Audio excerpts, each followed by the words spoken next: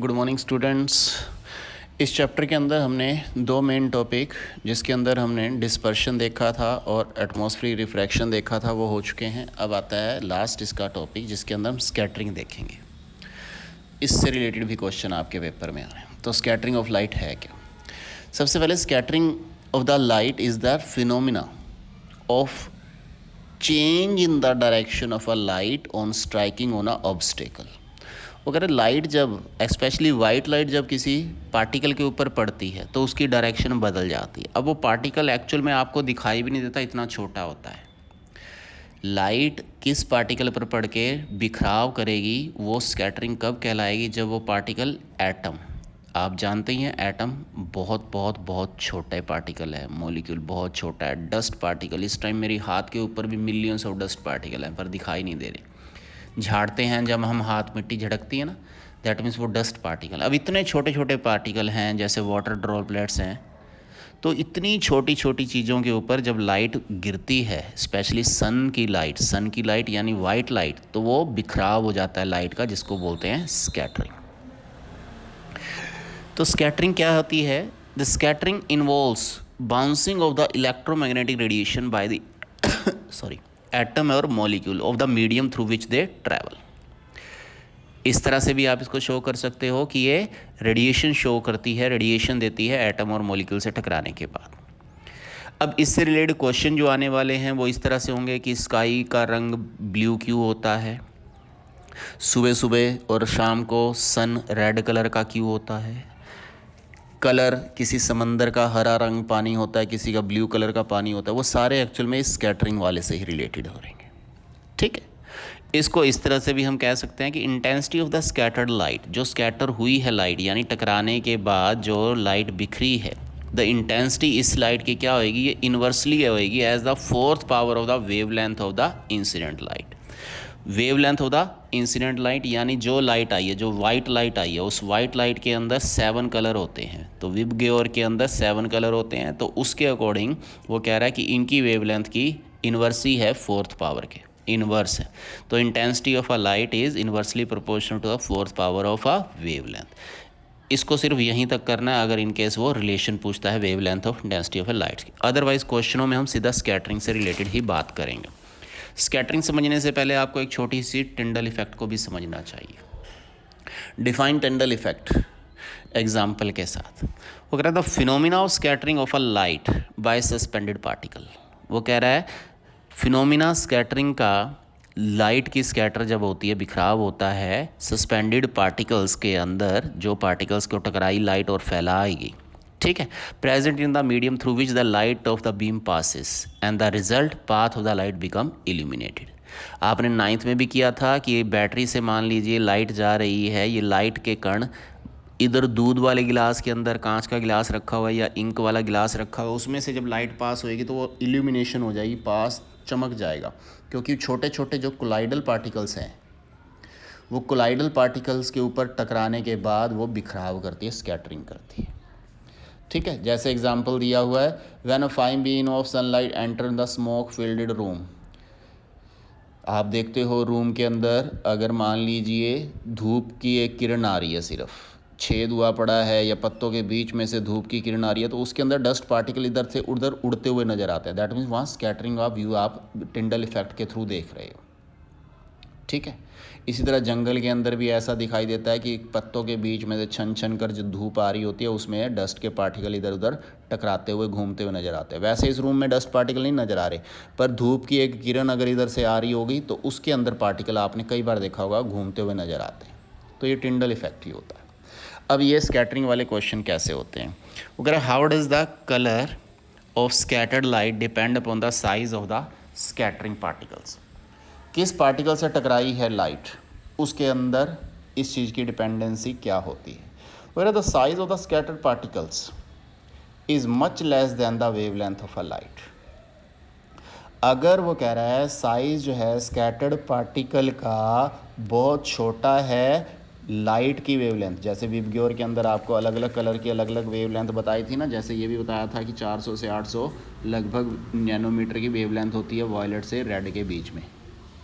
ठीक है, तो इसका मतलब है कि वेवलेंथ अगर size of the scattered particle is much less than the wavelength of the light, then the light scattered wavelength is scattered most. सबसे ज़्यादा विचलित होएगी वो लाइट, स्कैटर्ड होएगी सबसे ज़्यादा, बिखरेगी वो सबसे ज़्यादा.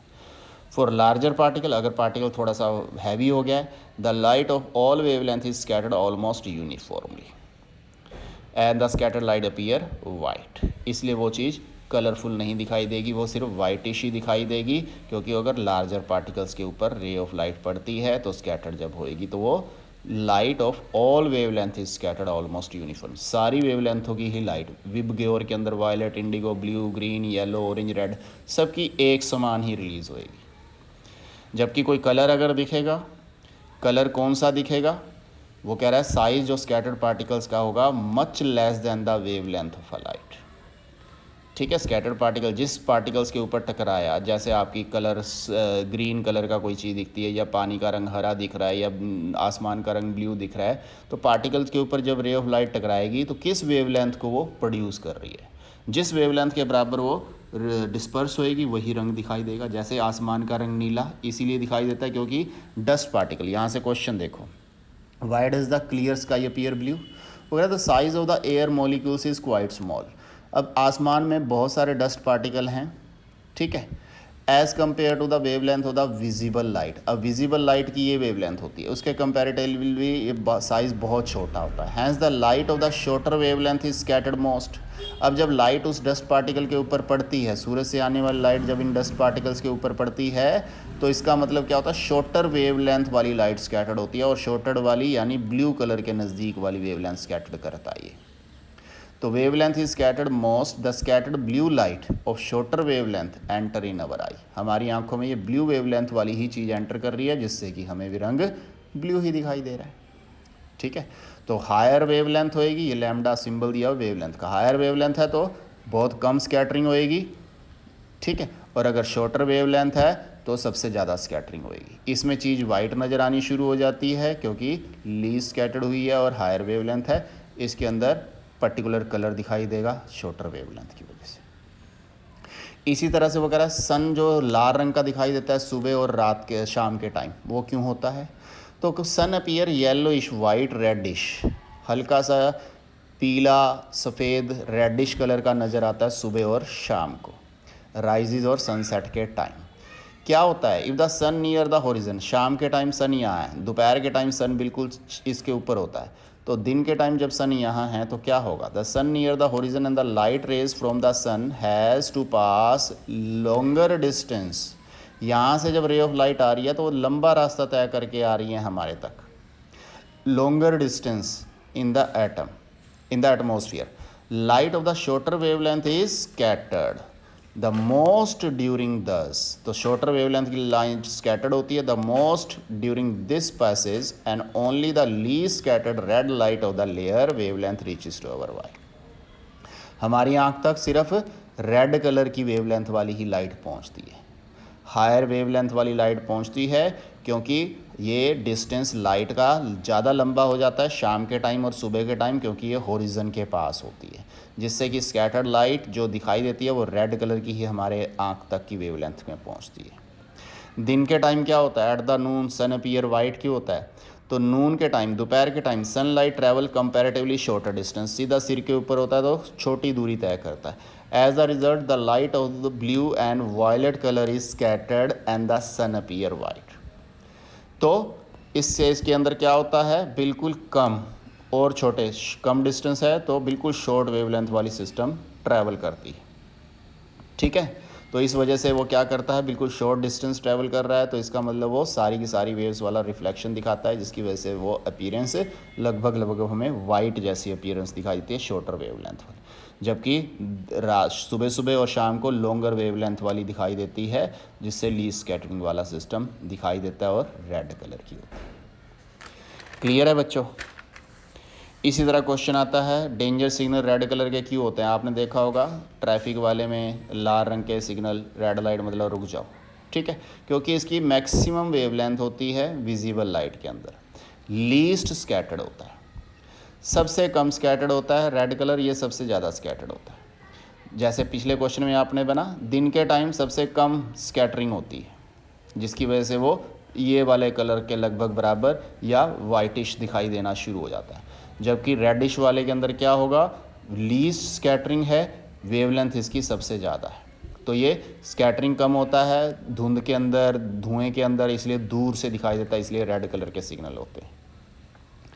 और वो कह रहा है कि एस्ट्रोनॉट्स वगैरह को या स्पेस से देखने पर अर्थ ब्लैक कलर की क्यों नज़र आती है, तो वो इसलिए क्योंकि नीला रंग कब दिखाई देता है, जब पार्टिकल्स डस्ट के सन रेज जब डस्ट पार्टिकल के ऊपर टकराकर स्कैटर होती है। जब स्पेस में डस्ट ही नहीं है, कोई एटमॉस्फेयर ही नहीं है, कोई पार्टिकल ही नहीं है, इसका मतलब देयर इज़ नो स्कैटरिंग। तो जब स्कैटरिंग ही नहीं है वहाँ, जिसकी वजह से क्या होएगा, वो डार्क कलर का दिखाई देगा। क्लियर है बच्चों? आपका चैप्टर ये लगभग कंप्लीट है अब। That is all for the day. Thank you.